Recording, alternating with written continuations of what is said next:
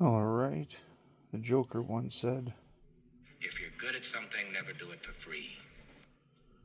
And with that being said, I started a small series of fixed blade knives. One is a 2 3/4 inch blade. One is a 3.5 inch blade. Both made out of Nitro V.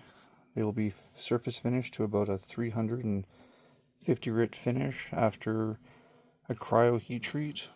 It will have a Kydex sheath with an Ultra clip attachment for inside the waistband or inside the pocket carry. It'll also be set up and geared towards more of a neck style knife.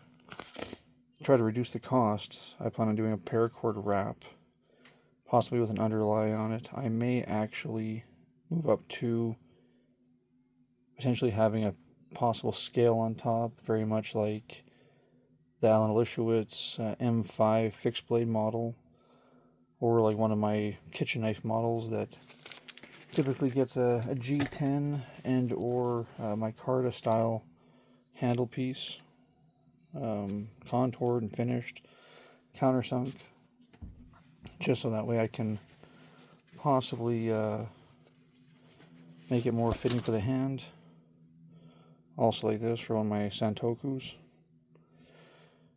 But again, the purpose behind this build is a lot of people assume that because you can build a knife, that obviously it can't be that difficult for you, or that somehow they can argue for free. And a lot of the inspiration behind this concept came from the Mike Snooty Boss knife, as well as a couple other very basic knives that had a tremendous utilitarian purpose behind it, but it was not overly complex to produce. And for that reason, I was going to try to target probably the $250 US and $300 US range for each knife. Try to keep the cost kind of low, get into the hands of customers, and just trying to go that route.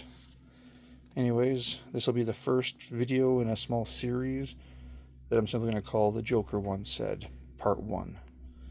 So, stay tuned, and hopefully you guys see the Part 2 of this series.